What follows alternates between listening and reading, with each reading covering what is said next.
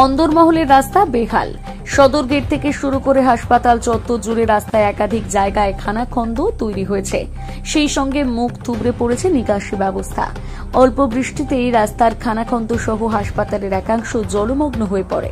ঘটনায় বিপাকে রোগীর পরিবারের সদস্য সহ চিকিৎসকেরা। অভিযোগ, রোগীদের নিয়ে যাওয়া নিয়ে আসার ক্ষেত্রে চরম সমস্যার মুখোমুখি হতে হয় পরিবারের সদস্যদের।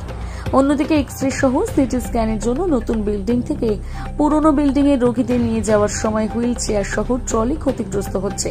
এই পরিস্থিতিতে বুধবার জেলা পরিষদের সভাধিপতি কাজল শেখকে হাতের নাগালে পেয়ে রাস্তা সহ নিকাশি উন্নয়নের দাবি জানালেন হাসপাতাল সুপার প্রকাশ চন্দ্র বাগ। কর্তৃপক্ষের দাবি প্রসঙ্গে জেলা পরিষদ পদক্ষেপ গ্রহণের আশ্বাস দিয়েছে।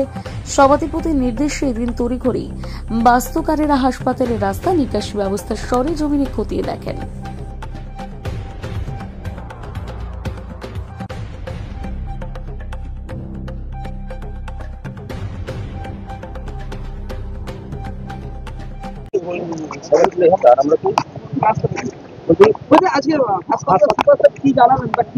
আমাকে নয়, আমাদেরকে বলতে আমি আছি, আমার সহসভাধিপতি আছে, আমার কমেন্টার সাহেব আছে, ভূত কমন্ডল সাহেব আছে। এখানে আসার পর সুপার সাহেব নিজের কাজটাই করছেন, যেটা করাটা স্বাভাবিক। আমি আমার কাজ করেছি। ভিতরে ঢুকে যে পেশেন্টগুলো ছিল প্রত্যেককে জিজ্ঞাসা করেছি যে আপনাদেরকে আমাদের সুপার সাহেব এবং হসপিটালে যারা ডাক্তারবাবু আছেন, আমার দিদিমণিরা আছেন, তারা কেমন পরিষেবা দিচ্ছেন। তারা সকলেই বলল খুব ভালো পরিষেবা দিচ্ছেন। সেটা শুনে সত্যি আমরা খুবই খুশি হয়েছি। এবং তারপর ওনার যেটা কাজ, যে এখানে জল জমছে, এটাকে একটু হাইট করে ঢালাই করতে হবে, উনি এটার বিষয়ে আবেদনও করেছেন জেলা পরিষদে। তো সেটা নিয়ে আমি এডিএম জেডপির সঙ্গে ফোনে কথা বললাম। উনি কয়েক ঘন্টার মধ্যে এখানে ডিস্ট্রিক্ট ইঞ্জিনিয়ারকে পাঠাচ্ছেন। উনি আসবেন, এসে সরজমিনে তদন্ত করে কি করা প্রয়োজন আছে যত দ্রুত সম্ভব আমরা আধিকারিকদের সঙ্গে নিয়ে এই কাজটা আমরা সম্পন্ন করবো, যাতে মানুষ পরিষেবা পায়। দেখভালের জন্য বিকাশ রায় চৌধুরী বারবার আসছেন, সেই জায়গায় দাঁড়িয়ে এরকম সমস্যা। দেখুন, কে করেছে কে করে নেয় সেটা আমাদের কাছে বিষয় নয়।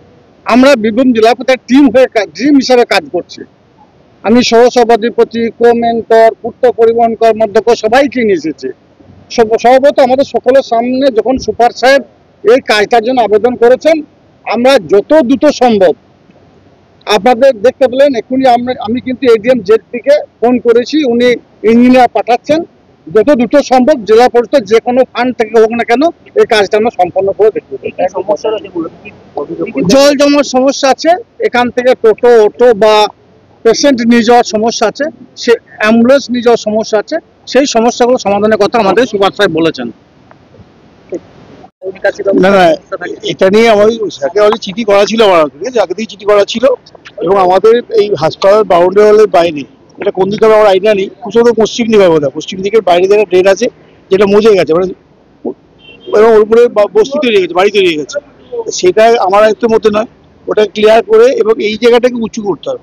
আপনি এখন দাঁড়িয়ে আছেন, জল জমে নিশ্চয়ই দেখতে পাচ্ছেন, পুরো 1 হাঁটু জল জমে যায় এবং এখান থেকে ড্রেনেজের কোনো ব্যবস্থা নেই। যেগুলো ছিল সেগুলো বন্ধ হয়ে গেছে। তাই সাহেব আমাদের করেছেন যে ইমিডিয়েটলি যত তাড়াতাড়ি সম্ভব এটা আমরা ঠিকঠাক করবো। আগে কাজ হয়নি, আমি তো এসেছি 2.5 মাস, বাবা, আমি তো আগে জানি না কতদিন কাজ হয়েছে কি জানি না, বলতে পারবো না। ঠিক আছে, নিশ্চয়ই হয়েছিল, দেখতে ফ্রিজ হয়েছে, তো নষ্ট হয়ে গেছে। কদিন আগে ছিল আমি বলতে পারবো না, কদিন আগে হচ্ছে আমার আইডিয়া নেই, জানি। ঠিক আছে।